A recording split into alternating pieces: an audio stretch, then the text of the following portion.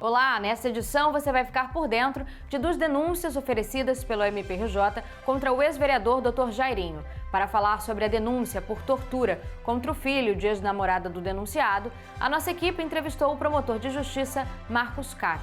Já para explicar a denúncia por estupro, lesões corporais e outros crimes de violência doméstica contra a ex-namorada de Dr. Jairinho, nós vamos contar com a participação da promotora de justiça Isabela Jordan.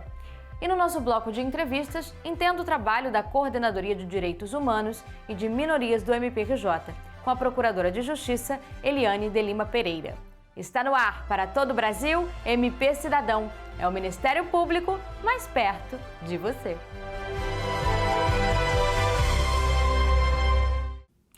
O MPRJ denunciou mais uma vez o ex-vereador Dr. Jairinho por crime cometido contra criança.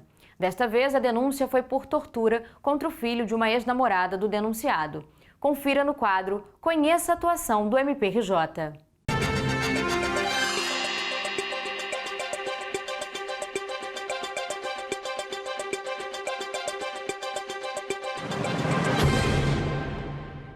Essa segunda denúncia formulada pela primeira promotoria da área Zona Sul Barra, ela se refere a fatos de tortura praticados pelo acusado Jairo em relação à vítima Enzo, né? O Enzo Saraiva Delforge. Né? Foram 3 atos de tortura e, na verdade, essa daqui não é a primeira, não é a segunda denúncia.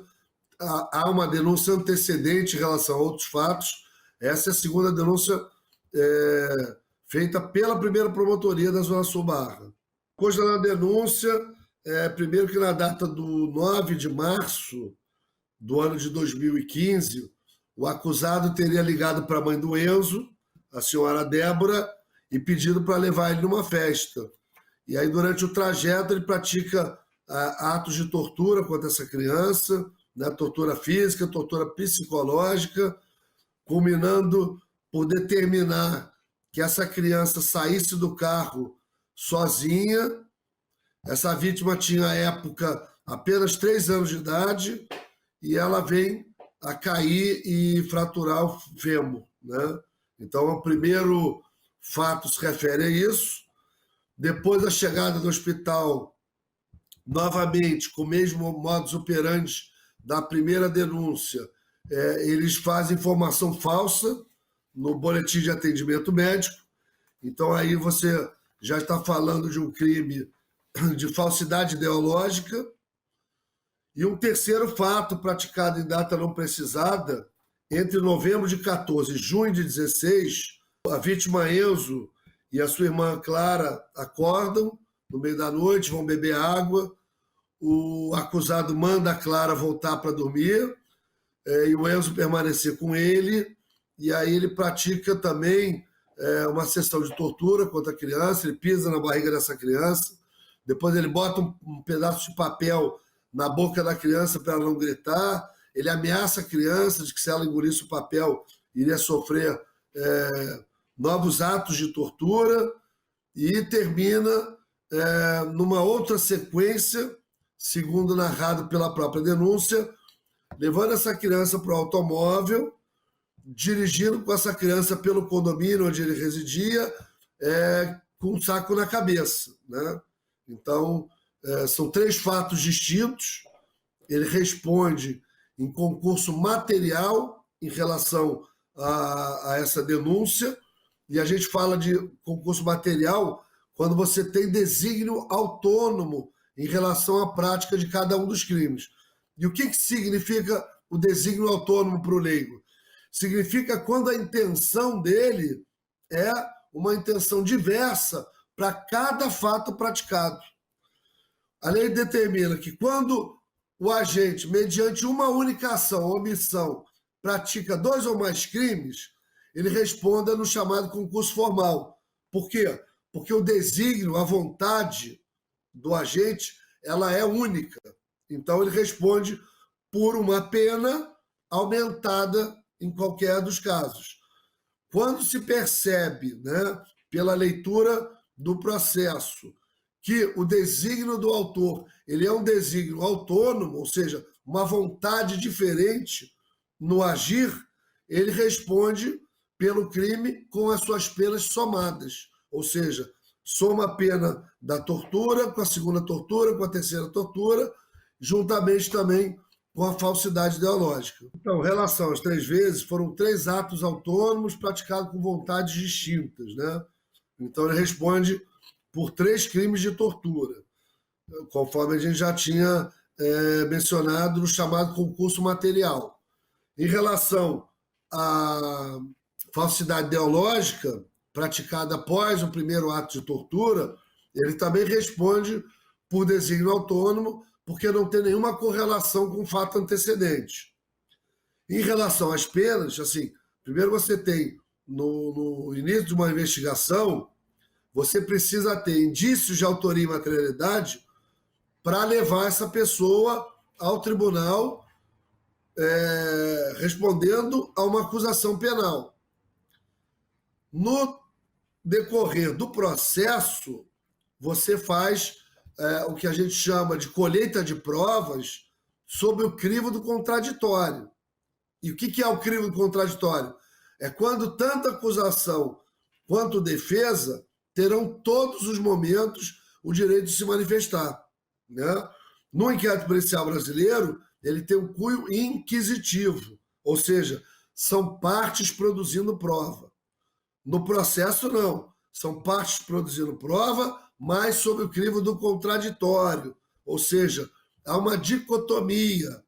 Tudo que é falado pela parte da acusação pode e deve ser rebatido pela parte da defesa. E ao término da instrução, o juiz decidirá se a prova é cabal no sentido de uma condenação ou se a prova não restou corroborada com o que foi dito nos autos de inquérito policial, e aí ele opta por uma absolvição, né? As penas somadas, elas podem dar algo em torno de 30 anos, imagino eu.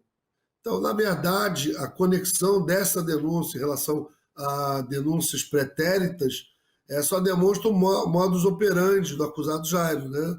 Que ele tinha como hábito, né, praticar tortura e agressão contra crianças e mulheres. Isso vem plenamente delineado, né, na linha do tempo em relação a fatos por ele praticados com fatos que foram descobertos após a morte do menino Henry.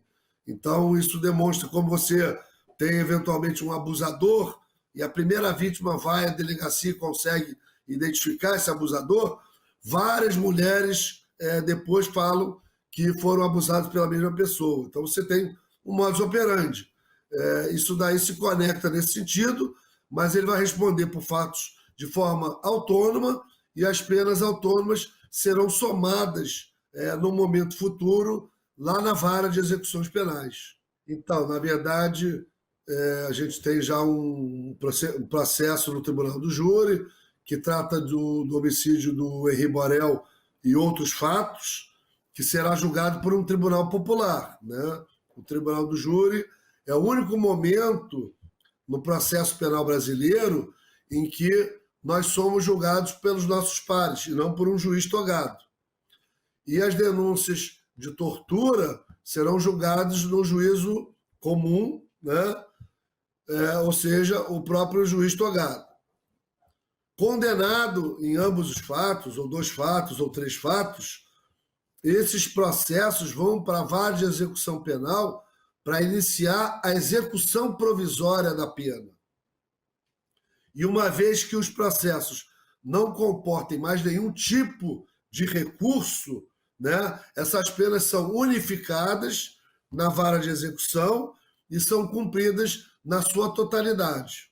O acusado se encontra preso provisoriamente em relação ao crime de homicídio, foi requerida a prisão em relação a esses crimes de tortura, até agora eu não tenho a notícia da decisão da Justiça, e provavelmente ele permanecerá preso até o julgamento perante o Tribunal do Júri. E depois do intervalo, confira outra denúncia oferecida contra o ex-vereador Dr. Jairinho. Voltamos em instantes.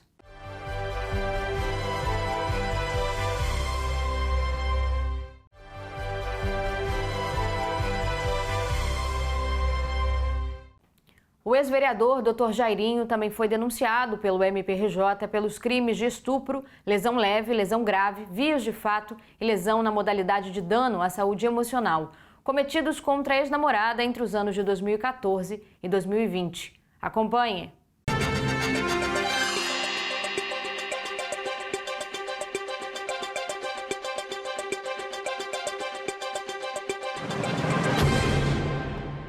O que aconteceu foi que no curso do inquérito do Henri, da investigação da morte do Henri, se buscou antigos contatos, antigos namoradas, companheiras, numa investigação sobre a vida pregressa e a forma dele se relacionar, certo? E com isso se chegou a essa namorada com quem ele teve um relacionamento de 2014 até 2020 e no depoimento dela, nos autos da investigação da morte do Henri, ela deixou claro que ela vinha sofrendo violência, assim como o filho já tinha sido abusado, não sexualmente, né? Já tinha sofrido violência por parte do Jairo. Depois do caso de se tomar conhecimento das violências que ela tinha sofrido, houve um desdobramento para apurar as lesões e violências que o Enzo,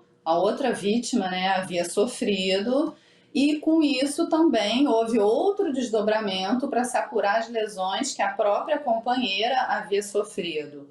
E nesses depoimentos todos, junto com depoimentos testemunhais, laudos, chegou-se à conclusão que ela vinha sofrendo de longa data uma violência psicológica, dano emocional, claro, ela sequer se entendia como vítima numa situação de abuso, certo?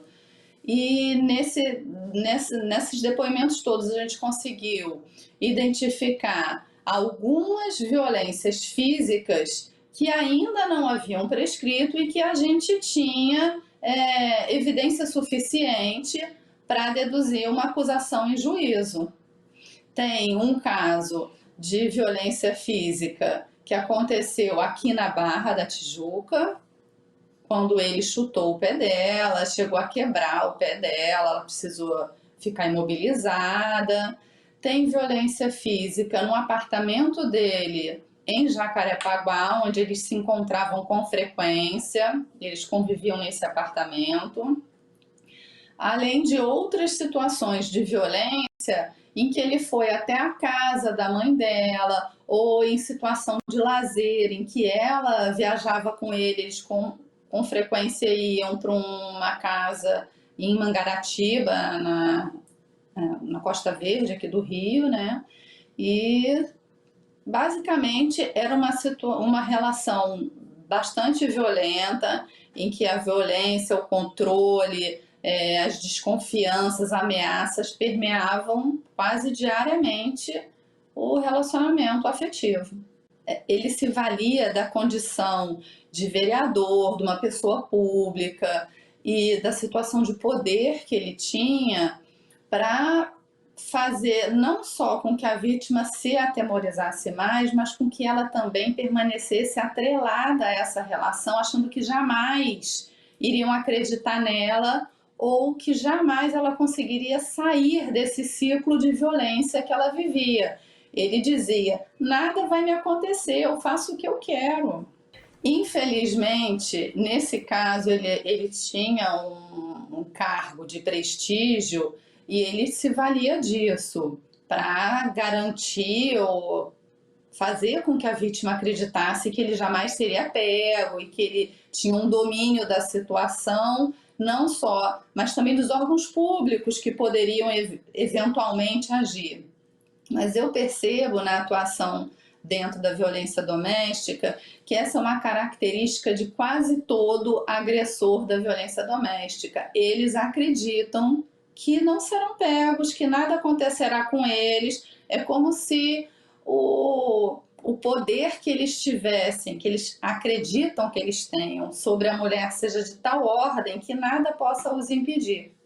E é essa, eu acho que é a importância da divulgação do trabalho, do combate à violência doméstica, porque existe saída. A mulher não está rendida, isolada, submetida, subjugada ao homem a ponto de não ter defesa. Ou assim, os atores jurídicos, a polícia civil, a polícia militar, o Ministério Público, a Defensoria, a gente vem cada vez mais se especializando, se qualificando para poder oferecer esse tipo de proteção. Então, após o caso do Henri vir a público, o filho da vítima comentou: mãe, você sabia o que ele fazia comigo? E ela não. E aí o filho, que hoje tem acho que 9 anos, falou: ele fez isso, isso, isso, isso. E ela só tinha de ciência um dia que, após o Jairinho solicitar inúmeras vezes: eu quero sair sozinho com seu filho, eu quero estabelecer uma relação de amizade, eu quero me aproximar dele, e ela sempre negando: não, ele é pequeno, ainda não é hora disso. Ela mesma disse: eu não compreendia. E em uma determinada oportunidade, ele falou: por favor, é uma casa de festa de criança, eu não posso levar meu filho, eu quero levar uma criança, deixa eu levar seu filho. E aí ele buscou a criança e em 15 minutos ele devolveu a criança com o fêmur fraturado. Ele disse que a criança caiu do carro ao sair do carro para a festa. Assim, é uma situação grotesca, que não foi o caso que eu peguei. Esse caso foi denunciado pelo Dr. Marcos Caque. Assim, ele basicamente pegou a criança para agredir a criança, né? Mas essa foi a única vez que ela soube do menino, sabia até então, era a única oportunidade que ela sabia até então, que o menino havia se machucado quando na presença do Jairo. Depois que o caso Henri veio à tona e ficou amplamente divulgado pela mídia, o filho dela teve coragem de relatar outras ocasiões em que ele foi vítima do Jairo, de violência não só física, mas verbal e psicológica. E eu acho que, ao ver o filho relatando aquelas agressões todas, ela também, como vítima, se sentiu na obrigação de se colocar: não, eu também era vítima, né? Ela foi dopada por ele algumas vezes, ela era agredida verbalmente com frequência, era agredida fisicamente, era controlada por ele, ela tinha que ligar de madrugada para ele, ficar no telefone para provar que estava dentro de casa, que não estava com ninguém ao redor. Ele já chegou um dos fatos narrados na denúncia de uma violência sexual. Foi um dia em que ele dopou a vítima para a prática do ato sexual não consentido. E a violência psicológica que as vítimas da violência doméstica se colocam é de tal ordem que ela não conseguia perceber ou identificar que ela tinha sido vítima de uma violência sexual. É quase como um estupro consentido. Não, ele me violentou, mas ele tinha direito a essa prática, né? E não. Eu, na conversa com ela, eu falei assim: você percebe que você foi estuprada? Aí ela falou: agora sim. Porque ela tinha sido dopada por uma prática não consentida. É muita violência, né? Isso. Então, o Ministério Público, a Promotoria de Violência Doméstica, tomou conhecimento dessas agressões e desses crimes através do inquérito que apurou a morte do Henri. E foi um inquérito que teve um trabalho maravilhoso. A polícia foi assim sensacional, a Polícia Civil, e desdobrou para mais 2 investigações. Outra criança que havia sido vítima e ela, né, a mãe dessa criança. E o que aconteceu? Foram ouvidas várias testemunhas, a moça prestou declaração tanto na Delegacia de Homicídios quanto na DECAV. Foi feito uma investigação profunda sobre as vítimas infantis, mas a mulher acabou que a investigação ficou meio deixada de lado. Chegou para a gente, para o Ministério Público, com cópias de uma instalação feita apenas com base em cópias, sem uma oitiva individualizada, sem aquele olhar mesmo de gênero, né, para aquela situação. E eu considero isso uma situação emblemática de como a violência contra a mulher, até nessa hora, ela é deixada em segundo plano pela sociedade, né? A gente teve que ouvir todo mundo de novo, juntar testemunhos, buscar evidências que existiam e não tinham sido carreadas aos autos, entendeu? Os núcleos de investigação do Ministério Público se dividem por atribuição e por área territorial, né? Além das promotorias especializadas. Os crimes ocorridos na Barra da Tijuca, como foi o caso do Henri Borel e do Enzo, né, a outra criança que também foi vítima do Jairo, eles são da atribuição da Promotoria Territorial de Investigação Territorial da Barra da Tijuca. A violência doméstica, ela é direcionada para uma promotoria especializada em violência doméstica. Como no caso, os crimes aconteceram na Barra da Tijuca, em Jacarepaguá, em alguns outros lugares, ela foi direcionada para a minha promotoria, que é uma promotoria especializada. Não se leva em consideração apenas o local do crime, mas a especialização do fato típico apurado. A própria delegacia também apura de forma especializada. Tem a DEAN e tem a delegacia distrital, ou as delegacias especializadas nos casos de crimes especializados. A denúncia do homicídio vai ser julgada pelo tribunal do júri. A denúncia da tortura, da lesão corporal da outra criança vai ser julgada para a vara em que for distribuído. E a denúncia que eu ofertei de violência doméstica vai ser julgada por uma vara de violência doméstica. Eles vão ser... Provavelmente vai haver uma condenação e, ao final, as penas são tratadas, reunidas, unificadas na vara de execução penal. Ele já está preso, mas eu pedi a prisão por este crime. O que acontece? Se mais à frente se considerar no outro processo, que naquele processo não há mais necessidade de ele permanecer preso, ainda pode subsistir a necessidade de se manter preso no processo de violência doméstica.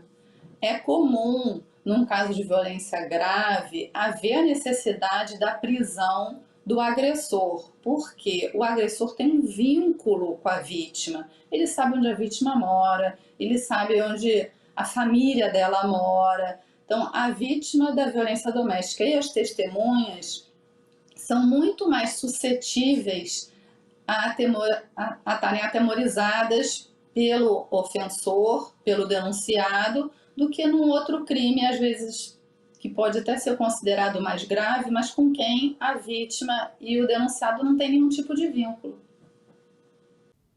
No próximo bloco, assista a uma entrevista exclusiva com a Procuradora de Justiça, Eliane de Lima Pereira, sobre a Coordenadoria de Direitos Humanos de Minorias do MPRJ. O MP Cidadão volta já.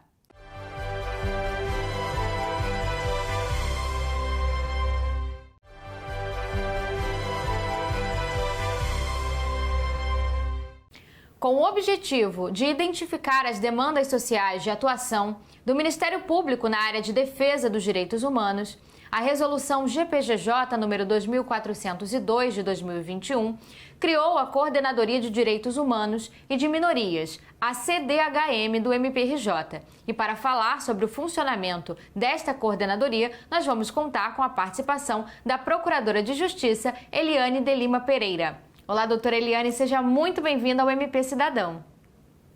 Olá, Juliana, uma satisfação estar aqui conversando com você e com todos os telespectadores. Doutora, como coordenadora da CDHM do MPRJ, eu gostaria que a senhora explicasse como é que esta coordenadoria funciona.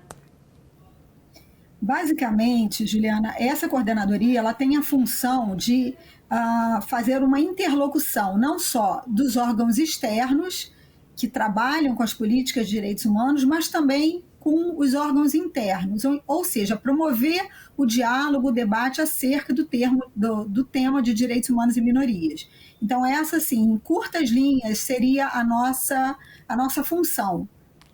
Perfeito, doutora. Agora, quais estruturas estão sob o guarda-chuva da CDHM do MPRJ? Bom, eu digo que nos dias mais ensolarados, eu digo que não é um guarda-chuva, é um guarda-sol. Né? Então, além da estrutura mais ligada ao núcleo duro dos direitos humanos e minorias, e aí é importante a gente entender que os temas tratados são prioritariamente aqueles relacionados à raça e etnia, à diversidade de sexo e gênero, a questões relativas à intolerância religiosa, ao racismo, já falei, também as questões de tortura, mas além dessa estrutura do núcleo duro da Coordenadoria de Direitos Humanos e Minorias, nós temos duas estruturas extremamente importantes, né? No meu guarda-sol, eu diria.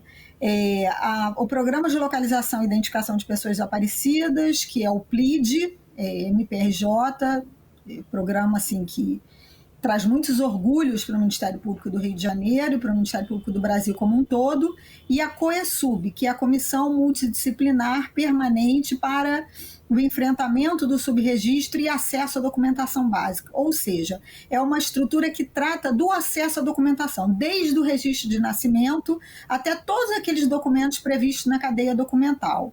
Né, que são muitos documentos, como título de eleitor, CPF, carteira de identidade e tantos outros. Certo, doutora. Agora, qual a importância da integração do MPRJ com órgãos públicos, organismos estatais e da sociedade civil na atuação em defesa dos direitos humanos?